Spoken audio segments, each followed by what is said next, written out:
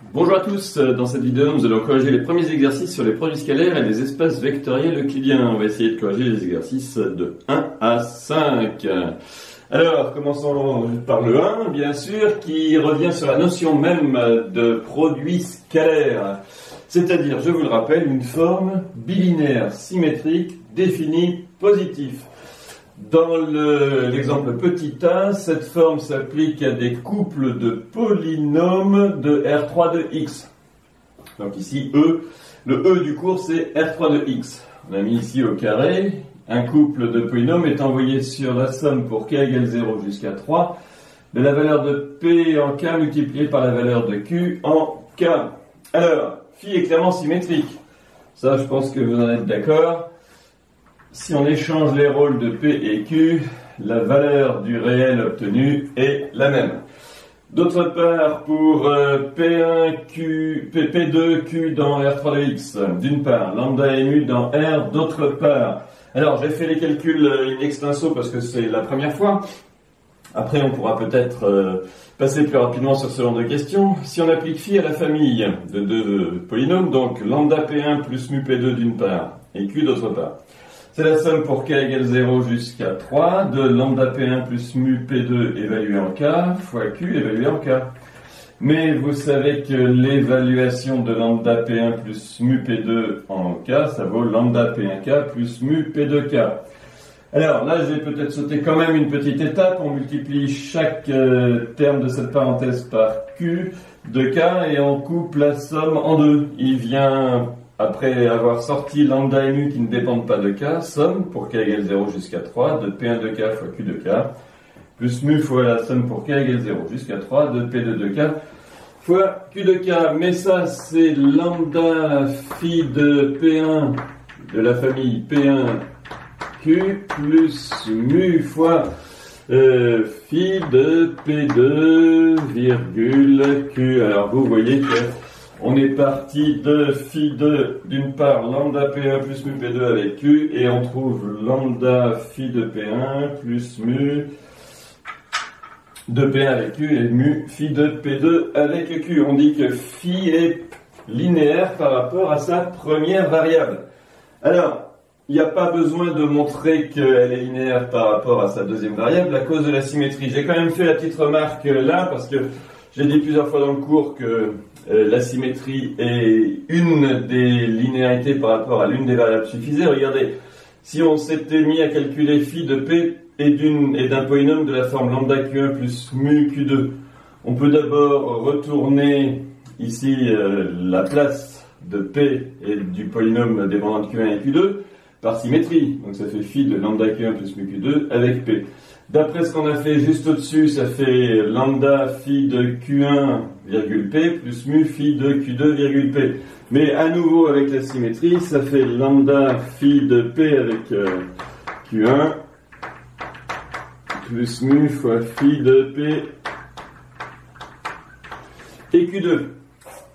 Conclusion de 1 et 2, phi est bilinéaire et symétrique.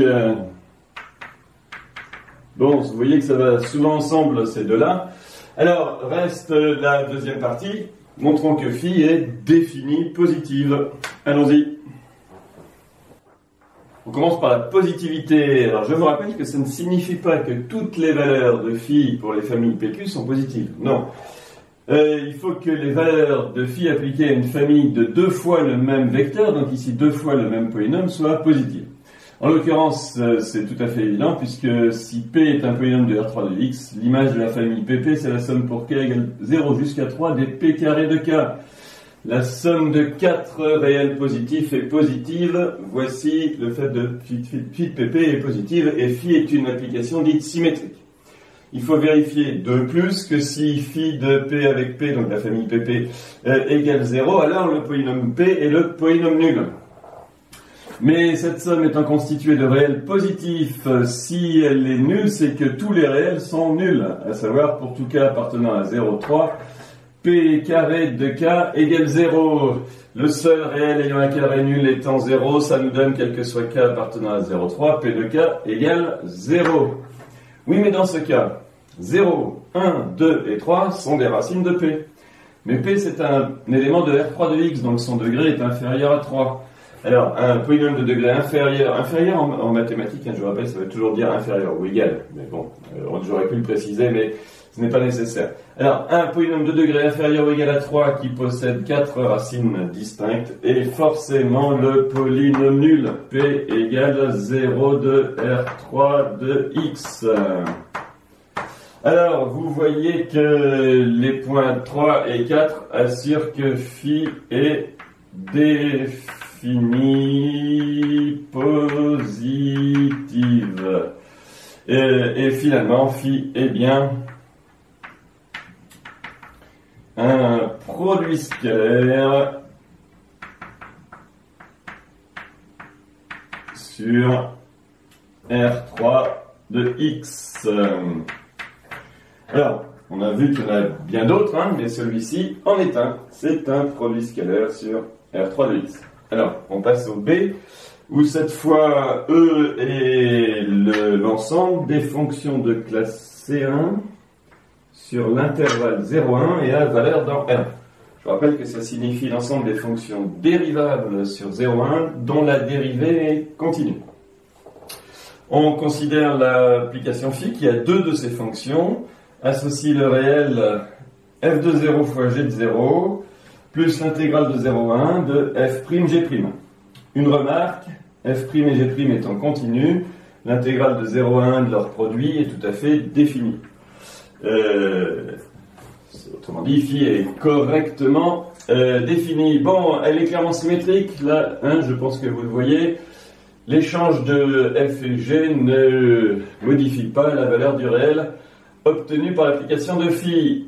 Alors là, peut-être, je pense qu'on peut aller un peu plus vite que tout à l'heure. Pour f1, f2, g dans E, lambda et mu dans R. Alors, la linéarité de l'évaluation en 0. Vous voyez, en fait, l'idée, c'est que si g est constant, g de 0 sera une constante.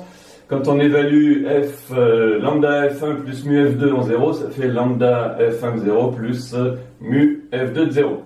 Je pense qu'on peut dire la linéarité de l'évaluation en 0.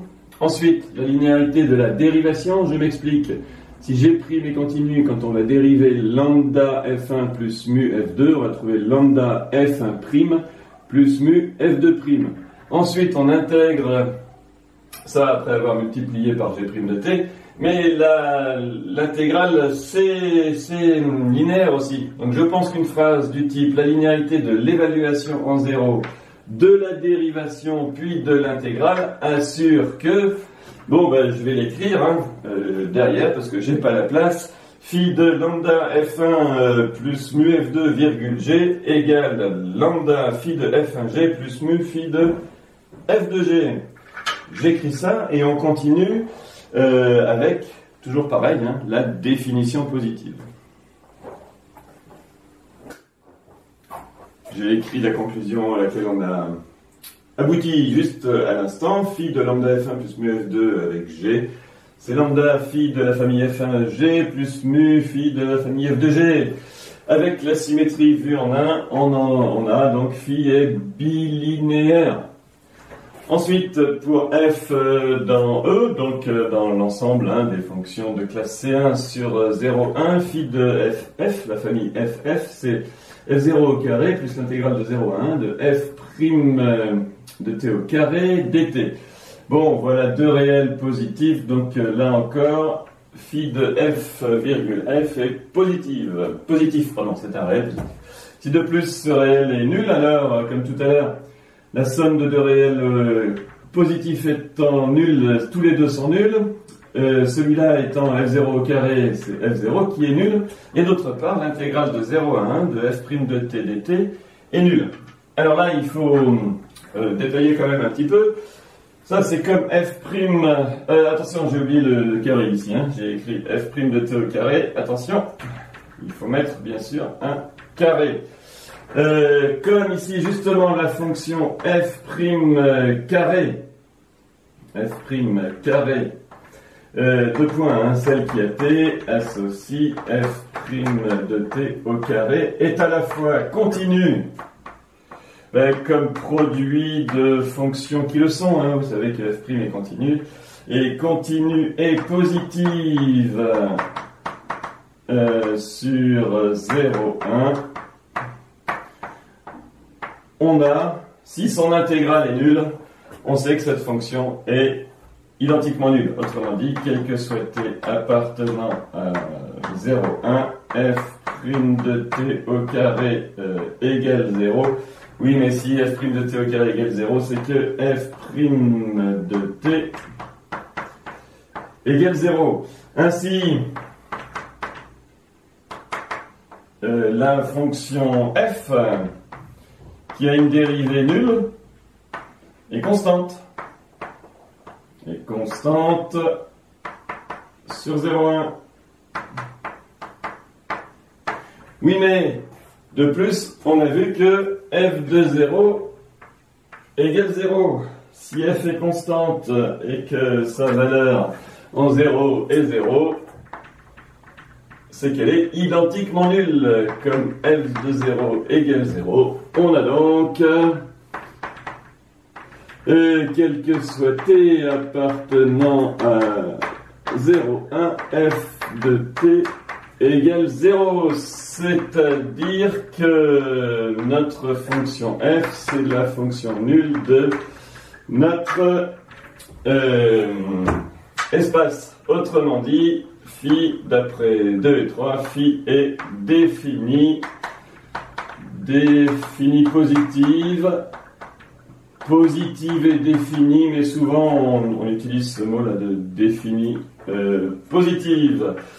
Et bien voilà, phi est bien un produit scalaire.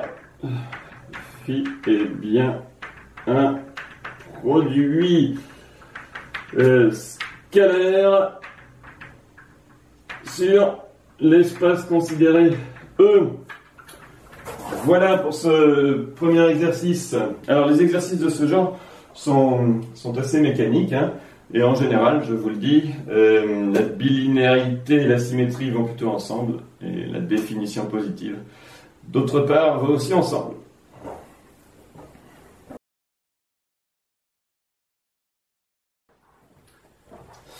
Dans l'exercice 2, on considère un espace vectoriel quelconque de dimension 2, un R espace vectoriel quelconque de dimension 2. J'insiste sur quelconque parce que souvent vous pensez que tous les R espaces vectoriels de dimension 2 sont R2. C'est pas forcément le cas, ça peut être un espace de polynômes, de fonctions, etc. Bon, étant de dimension 2, il a bien sûr une base formée de deux vecteurs qu'on nomme B1 et B2. On considère dans le petit a une application phi de E croix E dans R, bilinéaire et symétrique. Remarquez que c'est pas encore un produit scalaire, puisqu'elle n'est pas définie positive a priori. Pour x et y dans E, on pose x égale x1 E1 plus x2 E2. On peut le faire et même de façon unique, hein, puisque E1 E2 forment une base, x1 et x2 sont les coordonnées de x sur cette base. De même y égale y1 E1 plus y2 E2. Écriture unique avec x1, x2, y1, y2, 4 réels. Une petite remarque sur mon préambule, ce qui est dans R2, c'est les coordonnées de x. Par exemple, matrice dans la base bêta de x, c'est le couple x1, x2. Vous voyez que j'identifie, comme d'habitude, R2 à M de 1 de R. Et d'autre part, la matrice dans la base bêta de y, c'est le couple y1, y2. Alors, on nous demande d'exprimer phi de xy à l'aide des 4 réels x1, x2, y1, y2 et de réels nommés a, b, c. Bon, il n'y a pas vraiment d'autre façon de faire que de remplacer dans cette expression x et y par leur décomposition sur la base bêta, puisque c'est dans cette décomposition qu'apparaissent les réels x1 et x2. Alors, phi étant bilinéaire, on a déjà fait souvent ce genre de calcul. Ce terme avec ce terme vient x1, y1, phi de 1, celui-là avec celui-là, il vient x1, y2, phi de E1, E2. Puis après x2, y1, hop, x2, y1, phi de pardon, je regardais la batterie, excusez-moi. Phi de E2, hein. Et enfin, x2, y2, phi de E2, E2. Alors là, c'est assez clair, puisque on a une expression qui est très proche de celle qui est voulue. On va appeler ça, là, A, on pose A égale phi de 1. C'est un réel, hein, bien sûr. C'est même un réel positif.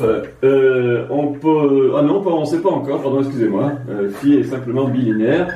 On pose B égale phi de E1, E2. Oui, mais comme phi, cette fois, est symétrique, B, c'est aussi phi de E2. Hein. Et enfin, C égale phi de E2, E2. Alors, phi de x, y, c'est A facteur de x1, y1, plus B facteur de, ouvrez la parenthèse, x1, y2, plus x2, y1, plus enfin C facteur de x2, y2. Alors, c'est bien l'expression voulue. Une petite remarque sur sa forme. On peut en donner une écriture qui est matricielle. On va voir ça. Regardez, phi de xy. Un petit calcul que je vais faire de l'autre côté parce que je n'ai pas la place. Ici, il va nous montrer que c'est d'une part la matrice ligne x1, x2 multipliée par une matrice de 2 qui est A, B, B, C multipliée par la matrice colonne y1, y2. Rappelez-vous cette expression de phi de xy, de toute façon elle est dans le poli, et on va vérifier que c'est celle-ci. Ce qui nous permettra d'avoir une écriture de phi de xy sans faire référence à x1 et x2 explicitement. Je vous montre ça tout de suite. Alors j'ai fait le petit calcul matriciel annoncé. Matrice ligne x1, x2 fois matrice A, B, B, C. Je vous rappelle que A c'est phi de E1, E1. J'aurais pu souligner ça hein, dans le tableau précédent. Phi de E1, E2, qui vaut aussi phi de E2, E1. Et C, c'est phi de E2, E2. Je vous le mets là, hein, c'est symétrique.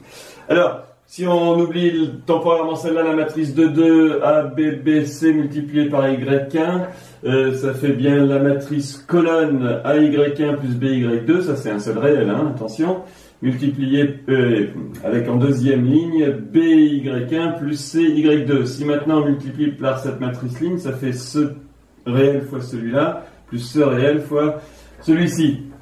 Alors, on pourrait dire que c'est une matrice 1-1, vous savez qu'on identifie dans ces cas-là les matrices 1-1, un coefficient horaire à R lui-même, donc il vient x1 facteur de AY1 plus BY2 plus x2 facteur de BY1 plus CY2. En réorganisant les termes, ça fait A facteur de x1 y1 plus B facteur de x1 y2 plus x2 y1. Et enfin, C facteur de x2, y2. Alors, vous voyez qu'on retrouve l'expression qu'on a donnée tout à l'heure. Bon, c'est bien sûr une remarque, hein, il n'était pas attendu ceci dans l'exercice, mais une fois l'expression trouvée, vous voyez qu'on peut l'écrire. Alors, de la façon suivante, ici j'écris la matrice x1, x2, ça c'est la transposée de la matrice sur la base bêta de x. Et ensuite, donc, multiplié par cette fameuse matrice que j'ai écrite ici, là, A, B, B, C, multiplié par la matrice dans la base bêta de Y. Alors, encore une fois, ce n'était pas attendu, hein, mais c'est une remarque qui pourra nous aider quand on fera l'exercice suivant, le 3, à comprendre ce que c'est que la matrice d'un produit scalaire. Vous voyez ici l'expression à l'aide des coordonnées et là leur traduction matricielle. Alors, poursuivons avec B. Il s'agit maintenant de voir à quelles conditions, nécessaires et suffisantes, notre forme bilinéaire et symétrique est en fait un produit scalaire. Alors, il faut montrer que les conditions nécessaires et suffisantes en question, c'est A strictement positif et AC moins B carré est strictement positif. Alors, supposons ça dans un premier temps. Avec les notations de petit a, on sait déjà que phi est bilinéaire et symétrique, il faut montrer qu'elle est définie positive. C'est-à-dire s'intéresser à, pour x appartenant à E, à phi de xx. Alors, les notations de petit a, c'est x1 et x2, ce sont les coordonnées de x dans la base choisie, et il vient ax1, hein, vous mettez x1 y1, donc ça fait ax1 carré, ici x1 et x2 c'est y2, y1 c'est x1, donc il vient de b facteur de x1 x2 plus c facteur de x2 carré. Alors on va montrer que ça c'est positif. Une idée, on va privilégier A puisqu'on nous dit déjà que c'est strictement positif, autrement dit on va privilégier ça comme si c'était un polynôme en x1, un trinôme en x1, puisque A ici est strictement positif. Je m'explique. C'est très semblable à ce que l'on fait quand on met un trinôme sous la forme canonique. Factorisons d'abord A, il vient x1 carré plus 2b sur A multiplié par x1, x2 plus c sur A multiplié par x2 carré. Et vous voyez que les deux premiers termes ici, là, dans le crochet, sont le début du développement de x1 plus b sur A x2, le tout au carré. Il faut enlever b carré sur a carré multiplié par x2 carré. Je rajoute le dernier terme, c sur a facteur de x2 carré et j'obtiens a facteur de donc x1 plus b sur a x2, pardon, je vais fermer la parenthèse trop tôt, b sur a x2, le tout au carré, plus on va mettre un plus pour bien faire apparaître le terme voulu, sur a carré, donc ici il vient x2 carré, et ici il vient ac moins b carré, un réel, comme ça là. Hop. Alors, que nous dit-on? On nous dit que a est strictement positif. On nous dit que AC moins B carré est strictement positif. Bon, X2 est un réel positif et X1, X2 est positif. Donc tout ça nous assure déjà que phi de XX est supérieur ou égal à 0. Un réel au carré plus un réel positif fois 1 carré. Alors, elle est déjà positive, il nous reste à montrer qu'elle est définie, c'est-à-dire que phi de xx égale 0 implique que le vecteur x soit le vecteur nul. Alors, on va garder cette expression-là en tête, et eh bien, on va se demander quand est-ce que elle peut être nulle. J'ai repris l'expression de phi de xx a facteur de x1 plus b sur a et x2 au carré, plus ac moins b carré sur a carré facteur de x carré. On sait qu'ici, alors, on a pu factoriser comme ça parce que a est strictement positif, en particulier non nul. Et d'autre part, on nous dit, c'est notre hypothèse ici, que ac moins b carré est strictement positif. Donc, vous voyez que ceci est nul si et seulement si la somme de ces deux termes est nulle. Comme ils sont tous les deux positifs, ça a lieu si et seulement si ils sont tous les deux positifs. Oui, mais ça, AC moins B carré, c'est non nul. A, c'est non nul. Donc, cela implique que X2 carré égale 0. Donc, finalement, que X2 carré égale 0, hop, x2 égale 0. Et puis finalement, si on met ça ici, il vient x1 égale 0, hein, puisque avec x2 carré, ici j'ai x1 carré égale plus 0, puisque x2 égale 0 égale 0 égale x1. Bon ben alors, notre vecteur x, puisque ces deux coordonnées sont nulles, c'est le vecteur nul.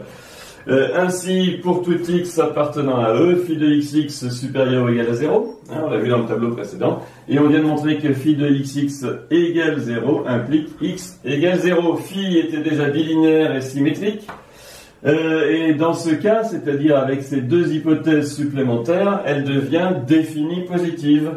Donc c'est un produit scalaire. On a fait l'une des implications.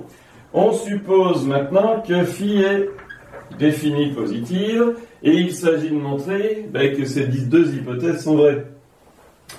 Alors, qu'est-ce que c'est qu'être définie positive? C'est vérifier cette propriété, mais on a vu dans le cours aussi qu'elle pouvait se traduire par pour tout x appartenant à E, phi de xx est strictement positif. Je rappelle que phi de xx est nul si et seulement si x égale 0. Donc, une façon équivalente de dire que la fonction est définie, l'application phi est définie positive, c'est-à-dire pour tout x appartenant à E privé de 0, phi de xx est strictement positif. C'est-à-dire, quel que soit x1, x2 appartenant à, alors ici, différent de, je vais le mettre à chaque fois, ça sera quel que soit x1, x2 différent de 0, 0, et quel que soit x1 différent de 0, 0.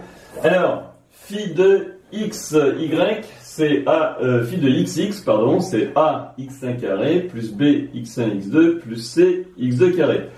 Doit être strictement positif. Alors, vous voyez que pour avoir le a strictement positif, il suffit de prendre x2 nul. Comme on n'a pas le droit à 0, 0, on prend 1, 0. On prend x1, x2 égale 1, 0. Cette inégalité avec ce choix de x1 et x2, remarquez que c'est le choix de x flèche égale E1, hein, puisque x1 et x2 sont les coordonnées de x dans la base E1, E2, amène a fois 1 strictement positif, donc a strictement positif. Oui, mais si a est strictement positif, on peut factoriser ici par a, et on obtient ça. Hein, je vous rappelle que, alors, dans ces cas-là, on a pour tout x1, x2, alors j'enlève le a qui lui est strictement positif, et je trouve x1 plus b sur a, x2, le tout au carré, plus ac moins b carré, le tout sur a carré. Maintenant, je peux faire ça parce que a est non nul, hein. X2 carré est strictement positif. Alors, qu'est-ce qu'on va choisir pour avoir ça strictement positif? Eh bien, regardez, on va prendre x1, x2 égale moins ou 1 et moins b sur a, ou alors b et moins a. Allez, b et moins a. B, virgule, moins A. Alors, regardez, dans ces cas-là, ça fait 0. Un B plus moins B, ça fait 0. Dans ces cas-là, x2, c'est moins A. On obtient... Alors, vous voyez que x2, c'est moins A, donc ça fait A carré. Et ça fait AC moins B carré. Autrement dit, on a bien AC moins B carré strictement positif. Et ben voilà, on a assuré la réciproque, puisque si phi est définie positive, on a à la fois A strictement positif et AC moins B carré strictement positif. Remarquez qu'ici, c'était le choix qui nous a permis de faire ça, c'est x égale BE1 moins AE2. Alors, finalement, la double condition A strictement positif et AC moins B carré est une condition nécessaire et suffisante pour que notre forme, qui était déjà bilinéaire et symétrique, soit en plus définie positive.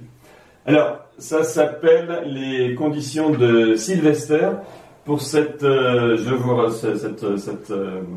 cas particulier, on est dans un espace de dimension 2.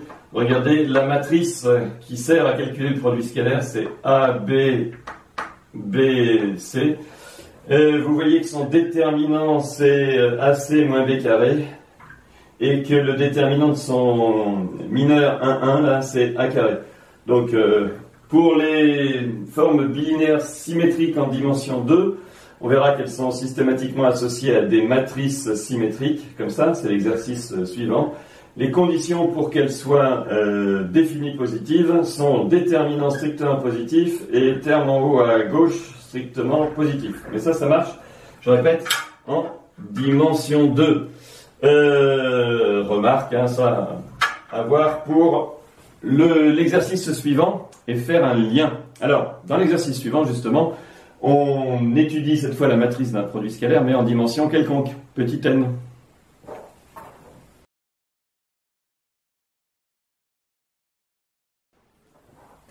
Dans l'exercice 3, E est cette fois un R espace vectoriel de dimension finie, mais n, bon, disons supérieur ou égal à 2, sinon ça n'a pas d'intérêt. Une application nous est donnée, alors directement sous sa forme crochet, on dit que c'est un produit scalaire sur E, donc une forme bilinéaire symétrique et définie positif. Une remarque, un R espace vectoriel de dimension finie muni du produit scalaire, ça s'appelle un espace euclidien. Hop. Pré-hilbertien, dès que c'est un espace vectoriel muni d'un produit scalaire, si en plus c'est de dimension finie, ça s'appelle un espace euclidien. En dimension n, on peut bien sûr prendre une base de cet espace formé de n vecteurs qui s'appelle E1, E2 jusqu'à En. Alors, on vous demande de considérer la matrice A dont les coefficients sont EI scalaire EJ pour I et J variant entre 1 et N, I étant l'indice des lignes, puisque placé avant J, dans cette notation. Bon, j'ai représenté ça sous la forme d'une matrice explicitement dessinée. En première ligne, nous avons E1 scalaire E1, suivi du E2, E1 scalaire E2, puis E1 scalaire EN. E2 scalaire E1, E2 scalaire E2, jusqu'à E2 scalaire EN. En dernière ligne, En scalaire E1, En scalaire E2 jusqu'à En scalaire En. Alors, l'énoncé précise que A appartient à Mn de R. En effet, il y a N vecteurs E dans la base, donc N produits scalaires sur chaque ligne et sur chaque colonne, chacun d'entre eux étant, comme son nom l'indique, un produit scalaire c'est un scalaire, et en l'occurrence ici c'est un réel. Donc, c'est une matrice carré NN à coefficient d'horaire. On peut être un peu plus précis en fait. Regardez, E1 scalaire E2, c'est E2 scalaire E1, par symétrie. E1 scalaire En, c'est En scalaire E1. Et de même, tous les scalaires présents sur ici une ligne ont leur symétrique par rapport à la diagonale qui sont égaux. Comme phi est symétrique, et attention, ça c'est l'application phi. J'aurais pu l'appeler produit scalaire, donc directement crochet.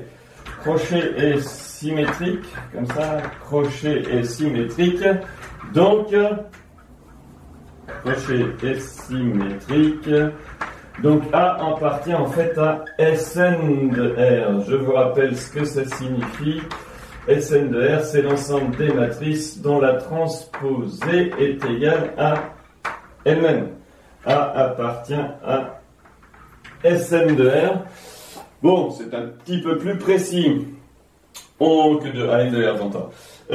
Alors, pour x et y dans E, on vous demande de calculer phi de x, y à l'aide de la matrice dans la base bêta de x et de la matrice dans la base bêta de y. Vous voyez que c'est une généralisation de ce que l'on vous a demandé dans l'exercice précédent. Alors, allons-y. Posons matrice dans la base bêta de x égale x1, x2 jusqu'à xn. Matrice dans la base bêta de y égale y1, y2 jusqu'à yn. Bon, on a, évidemment, ça veut dire quoi? Ça veut dire que x, c'est la somme pour i égale 1, alors k égale 1 si vous voulez, jusqu'à n des x k ek. Et de même, y,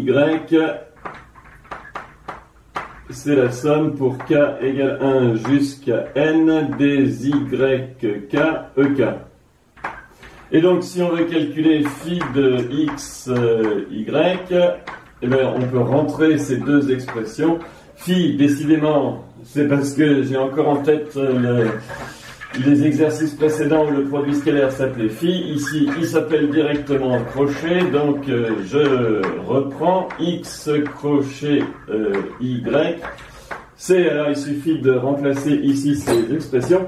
Mais avant de développer par bilinéarité, vous voyez qu'il est intéressant de changer d'indice. En tout cas, de prendre des indices différents pour l'un et pour l'autre des sommes. Vous savez que c'est muet, on peut le faire. Allez, prenons i égale 1 jusqu'à n des x, i, pour x, et la somme pour j égale 1 jusqu'à n des y, j, pour y. Alors, on va pouvoir développer cette expression en utilisant la bilinéarité du produit scalaire crochet. On fait ça tout de suite. J'ai repris l'expression précédente. X scalaire y, c'est le scalaire de la somme pour i égale 1 jusqu'à n des x et i par la somme pour j égale 1 jusqu'à n des y, j. Alors, je peux développer par linéarité par rapport à la première variable, somme pour i égale 1 jusqu'à n des xi, i, facteur de ce vecteur. Puis, regardez, là, j'ai pas fait un développement complet, j'ai gardé xi, ce terme, c'est ei étant ici fixé, on développe par rapport cette fois à la deuxième place, et il vient la somme pour j égale 1 jusqu'à n des yj, facteur de ei scalaire ej. Une remarque, c'est qu'un développement complet aurait donné la somme pour i égale 1 jusqu'à n de la somme pour j égale 1 jusqu'à n des ei scalaire ej xi yj, puisque vous voyez qu'xi ne dépend pas de cette somme. Je préfère néanmoins le laisser comme ça, pour bien montrer qu'on peut mettre ici une matrice ligne x1, x2 jusqu'à xn. x1 va être multiplié, regardez, somme, donc ici x1, ce qu'il multiplie x1, c'est la somme pour j égale 1 jusqu'à n des yj multiplié par e1 scalaire ej. C'est un scalaire ici. E1 scalaire ej. De même, le terme, ça va ajouter à x2 fois la somme pour j égale 1 jusqu'à n des yj, e2 scalaire ej. De même, jusqu'à xn fois la somme pour j égale 1 jusqu'à n des yj multiplié par en scalaire ej. Mais cette matrice colonne là, que j'ai réécrit en intervertissant les scalaires avec les y, ben c'est tout simplement, regardez, la matrice A qu'on a matérialisée tout à l'heure. Ma A dans la première ligne, c'est E1 scalaire E1, puis E1 scalaire E2, puis etc. Donc ça, c'est la matrice A multipliée par la colonne Y1, Y2 jusqu'à YN. On a donc X scalaire Y égale X scalaire Y égale, alors j'écris d'abord ça avec les petites notations, x1, x2 jusqu'à xn multiplié par la matrice A multiplié par la colonne y1, y2 jusqu'à yn. Bien sûr, ici à chaque fois ce sont des produits matriciels, c'est-à-dire que le scalaire de x avec y, c'est bien la transposée de la matrice dans la base bêta de x fois la matrice 1, allez, je les mets les produits scalaires, les produits matriciels, pardon, fois la matrice sur la base bêta du vecteur y. Alors, voilà l'expression qu'on voulait vous faire utiliser. Alors, on dit que A est effectivement la matrice du produit scalaire dans la base bêta. C'est une matrice symétrique qui a d'autres propriétés dues à la définie positivité du produit scalaire, mais surtout, elle ne s'applique pas, elle ne s'utilise pas du tout comme une matrice d'application linéaire. Regardez, pour calculer un produit scalaire, une fois qu'on dispose de la matrice des EI scalaires J, on la multiplie à gauche par transposé de x et à droite par grand Y, où grand X et grand Y sont respectivement la matrice dans la base bêta de X et la matrice dans la base bêta de Y. On y reviendra en cours. Voilà qui termine l'exercice 3. On poursuit avec l'exercice 4 où, je vous l'avais dit en indication sur cahier de prépa, on utilise l'inégalité de Cauchy-Schwarz.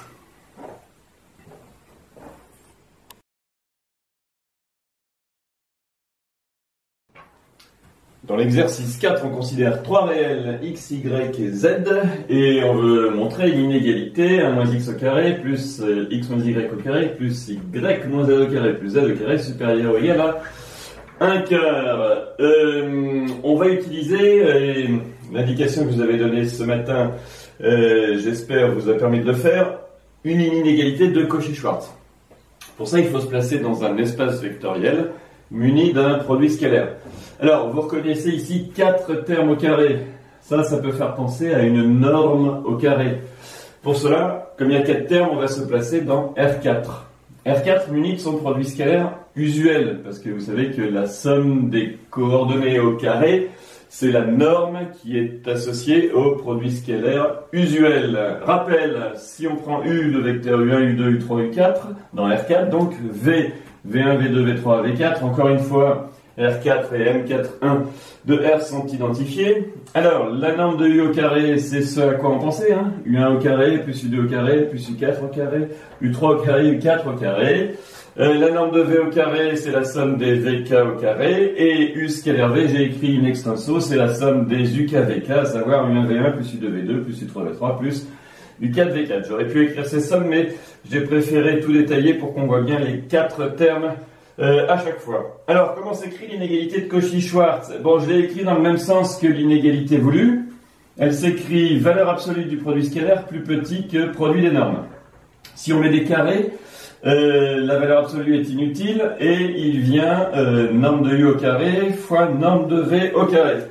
Donc je pense que là, vous voyez que le bon choix du vecteur U est le vecteur constitué des 4 réels 1 moins x moins y moins z, et finalement z. D'autre part, il faut que, pour calculer le produit scalaire, ici, là, de ce côté-là, les x, y, z s'éliminent. Alors, qu'est-ce qui permet une élimination d'x, y, z en multipliant chacune des coordonnées par un scalaire? Eh bien, regardez, c'est 1. Puisque ça, plus ça, plus ça, plus ça fait 0. Donc, on va prendre V égale 1, 1, 1, 1. Alors, on a... Bon, la norme de U au carré, c'est ce que l'on souhaite. C'est-à-dire 1 moins x au carré plus x moins y au carré plus... y moins z au carré plus z carré. D'autre part, la norme de V au carré, c'est 4. Or, le produit scalaire de U avec V, on l'a vu, c'est 1 moins x, pardon, excusez-moi, 1 moins x plus 1 fois x moins y plus 1 fois y moins z, plus 1 fois z. Et vous voyez que, comme prévu, les x, les y et les z s'éliminent. Il reste 1. On a bien, on en déduit donc. Eh bien, l'inégalité voulue, à savoir que 1 moins x, le tout au carré, plus x plus y, le tout au carré, plus y moins z, le tout au carré, plus z carré, le tout fois 4, fois la norme de v au carré, est supérieur ou égal à 1, et donc l'inégalité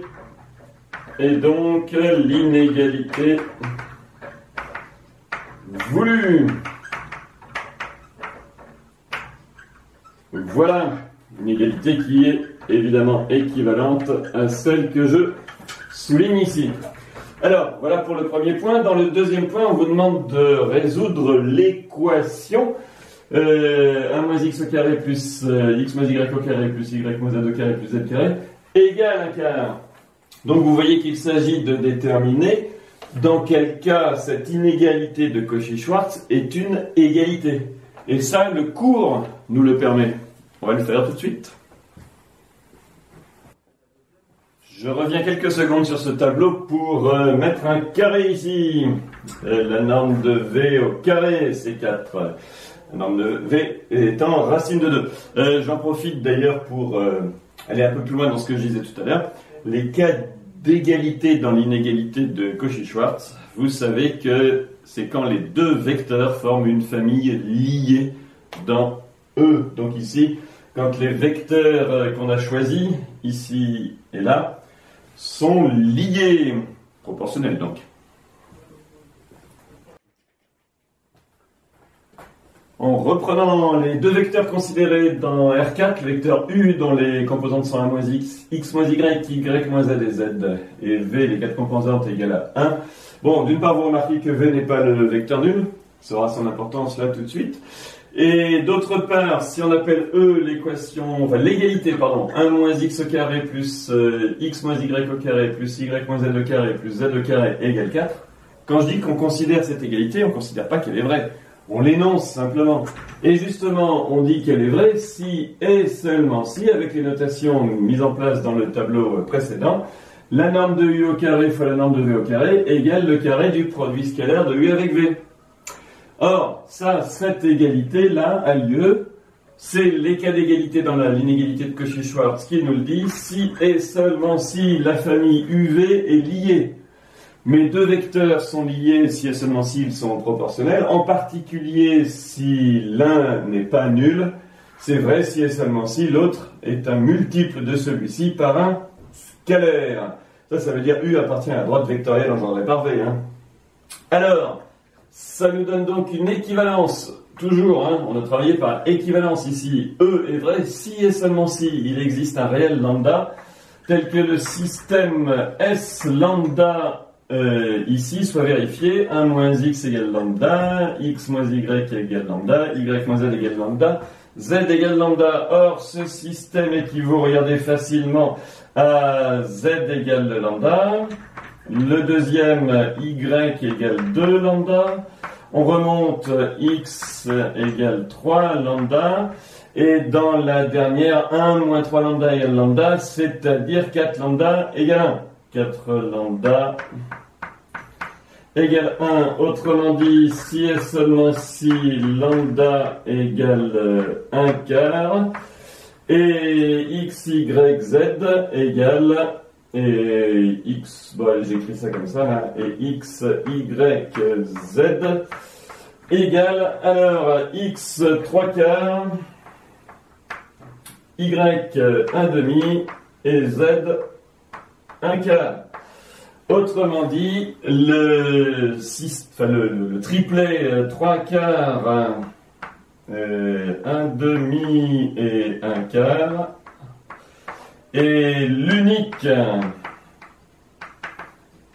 parce que ça, vous pouvez le mettre à part, les uniques x et y, z permettant le fait que lambda existe sont ceux-là, et dans ce cas-là, lambda égale un quart. Donc ce triplet est l'unique solution de E dans R3. Voilà qui achevait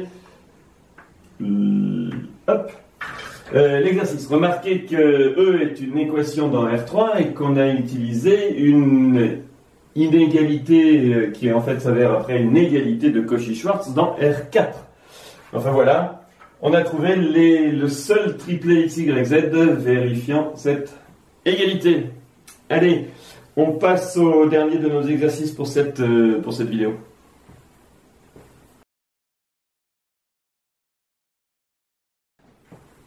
Dans l'exercice 5, on considère l'ensemble E des fonctions continues de R dans R et 2π périodiques. On le note souvent comme ça, là. C'est avec 2π en indice et pas en exposant. L'exposant étant ici le nombre k, où k est la régularité, la classe. Alors, c'est-à-dire qu'en fait, E est l'ensemble de toutes les fonctions continues de R dans R qui vérifient, en plus d'être continues de R dans R, quel que soit t appartenant à R, f de t plus de pi, c'est f de t. On considère l'application que j'appelle crochet, qui va de E carré c'est E croix E, hein, je vous le rappelle, à valeur dans R, et qui est un couple de fonctions fg associe 1 sur 2π fois l'intégrale de 0 à 2π de fg. C'est ça qu'on appelle f crochet g, ou crochet de f et g. On voit facilement que cette application est symétrique. Vous voyez que l'échange de f et g ne change pas la valeur du f crochet g, et bilinéaire. Alors là aussi, hein, regardez, si g est fixe et qu'on remplace f par lambda f1 plus mu f2, on va trouver lambda fois f scalaire, alors je dis scalaire ou crochet, enfin lambda facteur de f, le crochet de f1 avec fg, plus mu facteur du crochet de f2 avec g. De toute façon, ce type d'exercice, on l'a quasiment fait en cours, hein. Toute application qui a un couple de fonctions fg associe son intégrale sur AB, comme ça là, pourvu que f et g soit continu, à minima d'ailleurs continu par morceau, sur le segment AB, toute application de ce type, je disais, est bilinéaire et symétrique. Alors, il nous reste à voir que notre application ici, crochet, est définie positive. Alors, positive, c'est évidemment le cas. Si on prend une fonction f dans E, le crochet de f avec f, c'est 1 sur 2π, intégrale de 0 à 2π de f carré. F carré est une fonction positive, 0 et 2π sont deux bornes placées dans le bon sens, on obtient donc un réel positif. De plus, si le crochet de f avec lui-même égale 0, comme f carré est continue et positive sur 0, 2π, vous savez que on a, ça c'est vrai pour toutes les intégrales de fonctions continues, quel que soit t appartenant à 0, 2π, f carré de t égale 0. Mais si f carré de t égale 0, le réel f de t égale 0. Alors, c'est pas tout à fait fini, mais c'est presque le cas, parce que pour l'instant, on a vu que f est identiquement nul sur 0 de pi. Mais en fait, la fonction nulle de E, c'est la fonction identiquement nulle sur R. Oui, mais f est 2π périodique, donc si elle est nulle sur 0 de pi, elle est nulle partout, comme f, mais f étant 2π périodique, on a quel que soit t appartenant à R, f de t égale à 0, c'est-à-dire que f c'est le 0 de E.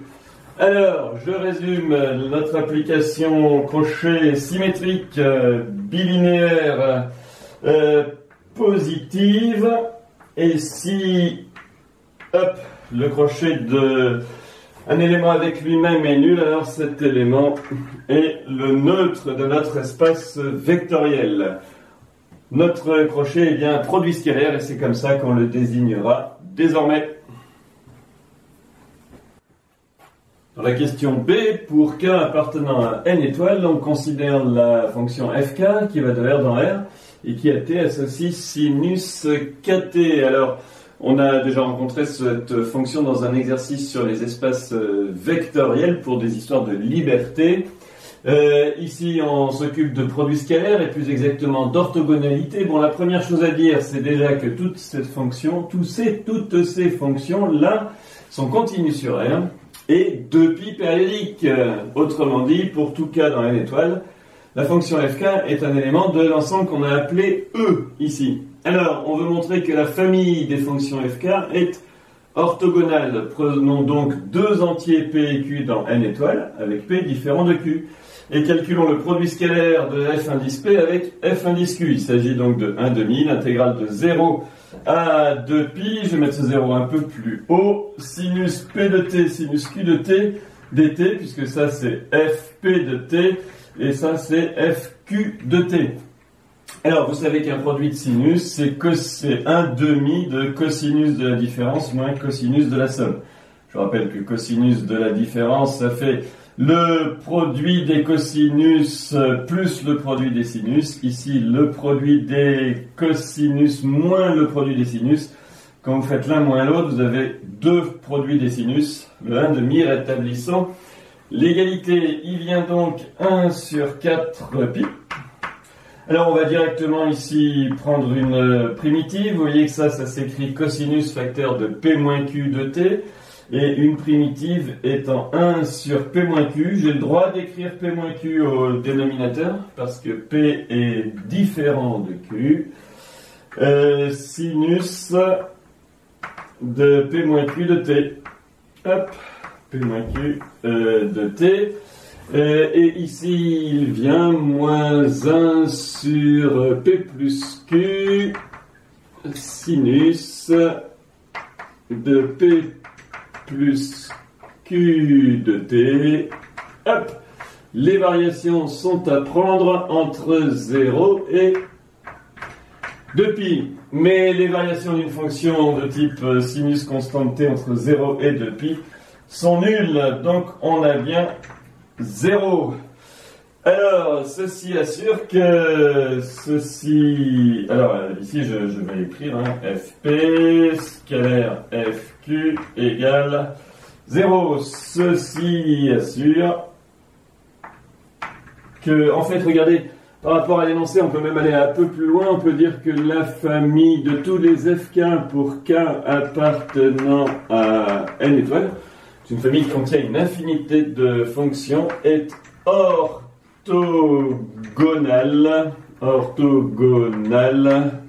pour le produit scalaire choisi. En particulier, remarquez que si on veut vraiment répondre en particulier, virgule, pour tout n appartenant à n étoiles, la famille fk, la sous-famille fk, commençant à 1 allant jusqu'à n, est bien sûr orthogonale. Orthogonale pour le produit scalaire choisi. Orthogonale pour notre produit scalaire. Alors, est-elle orthonormale? La question se pose. On va y répondre tout de suite. On se demande quel est le produit scalaire de fp avec fp. Alors, est-ce que vous voyez que ici, là... Bon, je vais le faire de l'autre côté. Je vais refaire le calcul. C'est pas si long. La remarque que je voulais faire tout à l'heure, c'est la suivante. Pour k appartenant à n étoiles, on peut calculer fk scalaire fk. On a calculé fp scalaire fq pour p différent de q. On aurait pu se demander ce que vaut le scalaire d'une fonction fk avec elle-même. Bon, la définition, c'est 1 sur 2π, l'intégrale de 0 à 2π de fk carré. c'est-à-dire 1 sur 2pi, l'intégrale de 0 à 2pi de sinus carré kt dt. Bon, avec la formule de tout à l'heure, pour P égale Q, ou avec une formule bien connue, sinus carré de θ, c'est 1 demi de 1 moins cos de θ.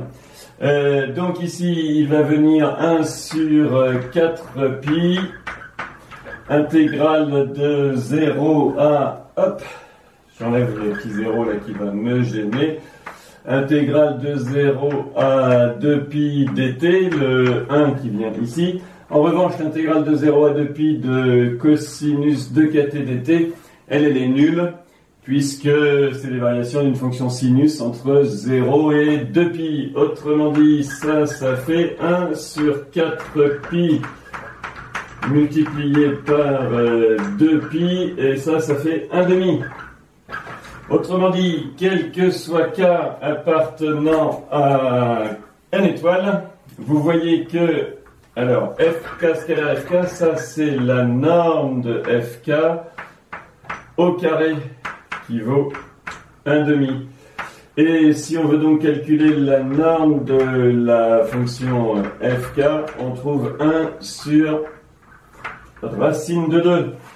La famille dont l'on parle là, la famille des fk, n'est pas tout à fait, je dis pas tout à fait, en fait elle n'est pas, orthonormale, parce que toutes les normes sont égales à 1 sur racine de 2.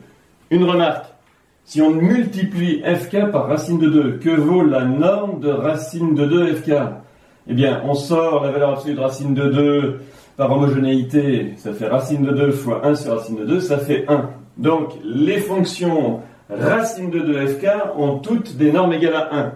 Et évidemment, elles ont la même propriété d'orthogonalité, puisque multiplier une fonction par un scalaire ne change pas le fait qu'elle soit ou non orthogonale avec une autre. Autrement dit, si vous voulez une famille orthonormale, il faut prendre la famille des racines de 2 fk, la famille racine de 2 fk quand k décrit n étoile. Celle-là, elle est non seulement orthogonale comme l'autre, mais en plus elle est orthonormale, puisque la norme de chacun de ces éléments, ça vaut 1. Alors, on termine cet exercice en calculant une intégrale. L'intégrale i, ici, qui a l'air assez rébarbative, intégrale de 0 à 2pi, sinus de t plus 1 demi sinus de t plus 1 tiers de sinus 3t, le tout au carré dt. Alors, évidemment, elle n'arrive pas comme ça, hein. Il y a des liens avec ce que l'on vient de faire. J'ai multiplié par 2pi pour pouvoir immédiatement diviser par 2pi et retrouver 1 sur 2pi, une intégrale. Sinus de t, c'est f1 de t. Sinus 2t, c'est f2 de t. Sinus 3t, c'est f3 de t. J'ai donc ici, regardez, alors, au 2pi près qui est devant, là, le produit scalaire de je vais l'écrire in extenso. Là, là, c'est le produit scalaire de f1 plus 1 demi de f2 plus 1 tiers de f3 avec lui-même. J'aurais pu aussi dire que c'était directement la norme au carré. Je l'écris là parce que c'est l'une des premières fois qu'on utilise une norme, et en tout cas la norme en lien avec un produit scalaire.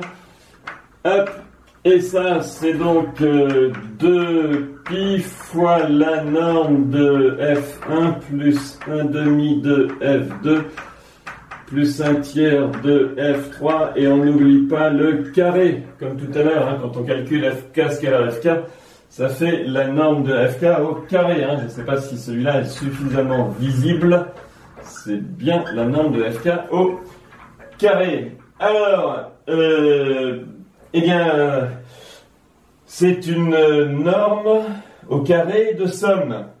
Oui, mais on sait que f1 est orthogonal à f2. F1 est orthogonal à f3 et f2 est orthogonal à f3. Alors, on a vu en cours une propriété dite de Pythagore. Alors, avec soit deux fonctions, soit plusieurs. Si les fonctions sont 2 à 2 orthogonales, la norme au carré de leur somme, c'est la somme de leur norme au carré. Il n'y a plus qu'à utiliser ça pour terminer le calcul de I. Alors la dernière égalité écrite donne I égale 2pi fois la norme au carré d'un vecteur de E qui s'écrit sous la forme f1 plus 1 demi de f2 plus 1 tiers de f3. Je dis vecteur parce qu'ici les fonctions sont des vecteurs. Or on sait que les fonctions ou vecteurs f1, f2, f3 sont 2 à 2 orthogonaux, on l'a vu. Hein.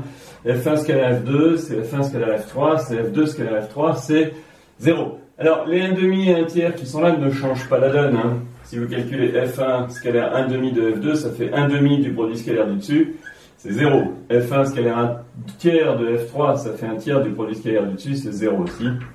Et enfin, 1 demi de f2 scalaire 1 tiers de f3, ça fait 1/6 du produit scalaire du dessus, ça fait bien 0. Autrement dit, notre vecteur, là, f1 plus 1 demi de f2 plus 1 tiers de f3, c'est la somme de 3 vecteurs 2 à 2 orthogonaux. Je dis volontairement vecteur au lieu de fonction parce que je veux faire référence au cours.